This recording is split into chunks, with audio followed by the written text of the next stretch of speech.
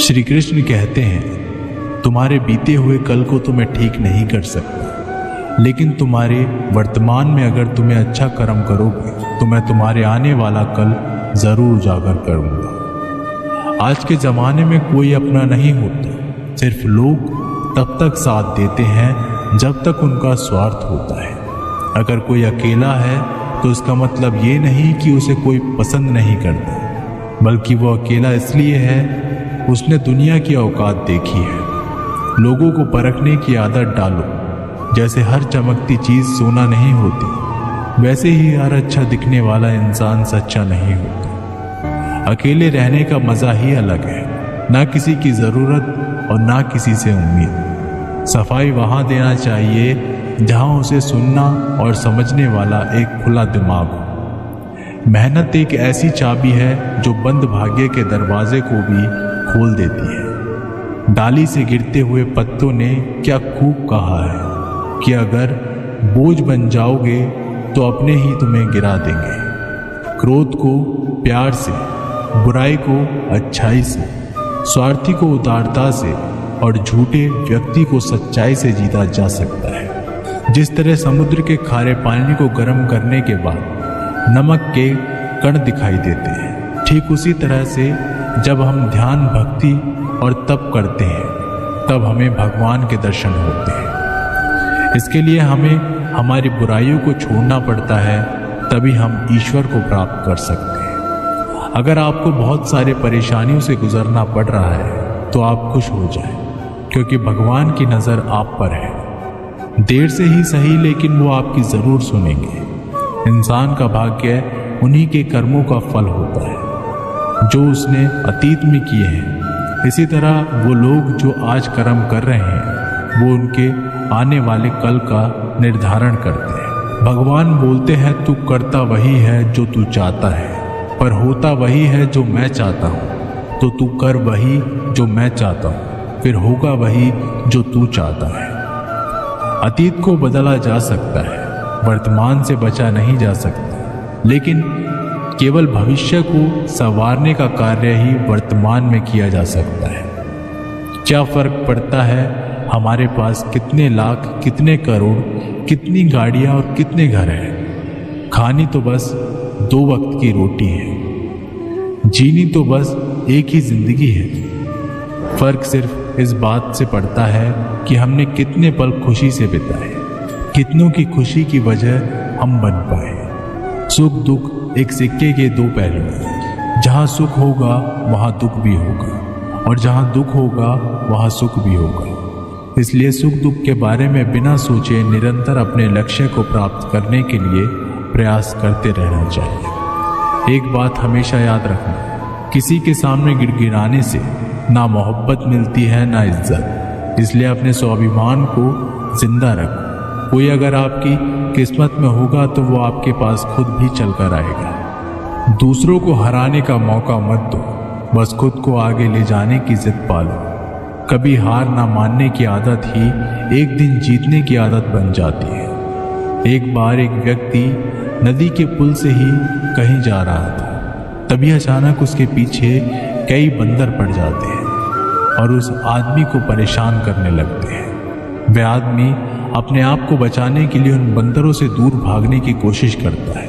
तभी सामने से एक आदमी आकर उस आदमी को कहता है कि तुम इन बंदरों से मत डरो, तुम जितना इन बंदरों से डरोगे वह तुम्हें उतना ही डराएंगे। तुम इनका डटकर सामना करो। तो वो आदमी उन बंदरों का सामना करने के लिए उनकी तरफ देखता है और उन बंदरों की आंखों में आंखें डालकर चिल्लाने लगता है और सभी बंदर वहां से भाग जाते हैं। हमारे जीवन में भी नकारात्मक विचार इस बंदर की तरह है। जितना हम इन बंदरों से डरेंगे उतना ही पीछा हमारा करेंगे, और जैसे ही हम इनका डटकर मुकाबला करेंगे वह भाग जाएंगे। सिर्फ 2 ही चीज़ मनुष्य के भाग्य का निर्माण करती है। पहला, स्वभाव। अगर आपके स्वभाव में अच्छाई, विनम्रता और गुण है तो आपका भाग्य चमकेगा। अगर आपका स्वभाव क्रोधी है, आलसी है, तो आपका भाग्य बिगड़ना अनिवार्य है। इसलिए आपके स्वभाव को मधुर और आकर्षित बनाइए। दूसरा, आपकी वाणी बोलना तो आदमी 2.5 साल की उम्र में ही सीख जाता है, परंतु कब, कहाँ, कैसे और क्या बोलना है उसे ये जिंदगी भर भी समझ में नहीं आता है। जिसे ये बोलना आ गया कि कब, कहाँ और कितना बोलना चाहिए, समझ लो उसे सफल होने के लिए कोई नहीं रोक सकता। पिता से बड़ा कोई सलाहकार नहीं, माँ की छाँव से बड़ी कोई दुनिया नहीं, भाई से अच्छा कोई भागीदार नहीं और बहन से बड़ा कोई शुभ चिंतक नहीं। इस मतलबी दुनिया से कोई मतलब ना रखो, और मतलब रखना है तो अपने मतलब से मतलब रखो। अगर तुम्हारे घर आग लग जाए तो लोग सहानुभूति प्रकट करने आते हैं, वो कहते हैं बहुत बुरा हो। और अगर तुम्हारा घर बड़ा हो जाए, एक और मंजिल बन जाए, तो कोई तुम्हें बधाई देने के लिए नहीं आता। जरा सोचिए कि जब आपके साथ कुछ अच्छा होता है तो कोई कहने नहीं आता कि अच्छा हुआ जानकर खुशी हुई, मगर आपके साथ अगर कुछ बुरा होता है तो ज़रूर कुछ लोग आकर ज़रूर कहेंगे अरे सुनकर बुरा लगा। अगर जब वो कहते हैं कि अरे बहुत बुरा हुआ, तब तुम जानोगे कि वह तो सिर्फ मज़े ले रहे थे। दुआएं मांगने से किसका भला होता है, मिलता तो वही है जो हमने बोया होता है। तुम नीचे गिर के देखो, कोई भी नहीं आएगा उठाने, तुम ज़रा उठकर तो देखो, सब आएंगे गिराने।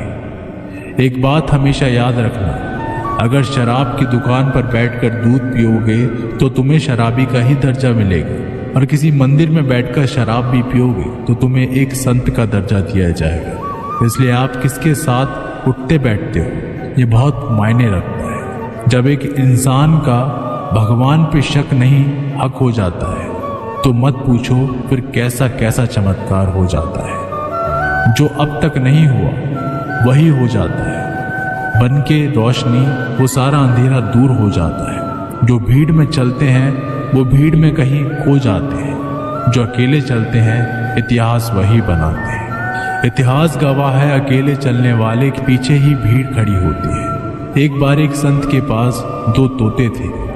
एक दिन एक आदमी उस संत के घर आया, दोनों तोते अलग अलग पिंजरे में बंद थे। जैसे ही उस आदमी ने उस संत के घर में प्रवेश किया तो एक तोते ने बोला, राम राम, आपका स्वागत है, आइए बैठिए। उसको देखकर बहुत खुशी हुई। ये सुनकर उस आदमी को बहुत अच्छा लगा। अरे वाह, ये तो कितना मीठा बोल रहा है। फिर उस आदमी ने दूसरे तोते की तरफ देखा। उस तोते ने उस आदमी को इतनी गालियां बकी कि उसको मारो, पीटो, लूटो। यह सुनकर उस आदमी ने उस संत से कहा कि अरे संत जी, ये क्या मामला है? एक तोता गालियां बक रहा है और दूसरा तोता इतना मीठा बोल रहा है, आइए स्वागत है, ऐसे मीठे मीठे शब्द बोल रहा है। संत ने कहा, मैंने इन तोतों से एक जिंदगी का पाठ पढ़ा है। जब ये दोनों तोते पैदा हुए थे तब मैंने एक तोते को डाकू को भेज दिया था और दूसरे तोते को एक साधु के यहाँ भेज दिया था। जो तोता साधु के घर पर चला गया वह कहता है राम राम, आपका स्वागत है, और जो तोता डाकू के घर पर पला बड़ा वह कहता है मारो, पीटो, काटो, लूटो। तोता एक ही है परंतु अलग अलग पर्यावरण में पले हैं। इसलिए ये बहुत ही महत्वपूर्ण है कि जीवन में हम किसके साथ उठते बैठते हैं हमारे जीवन पर बहुत प्रभाव डालता है। अपने आप पर विश्वास करो, तुम्हारे अंदर कुछ ऐसा है जो हर बाधा से बड़ा है। बदल जाओ वक्त के साथ, या फिर वक्त को बदलना सीखो। मजबूरियों को मत कोसो, हर हाल में चलना सीखो। दिखावे से तो केवल लोगों को खुशियां दी जा सकती हैं, भगवान तो केवल नियत देखते हैं। हम आशा करते हैं कि दोस्तों आप लोगों को ये वीडियो पसंद आई होगी। मिलते एक नई वीडियो के साथ, तब तक के लिए अपना ख्याल रखिएगा। जय श्री कृष्ण।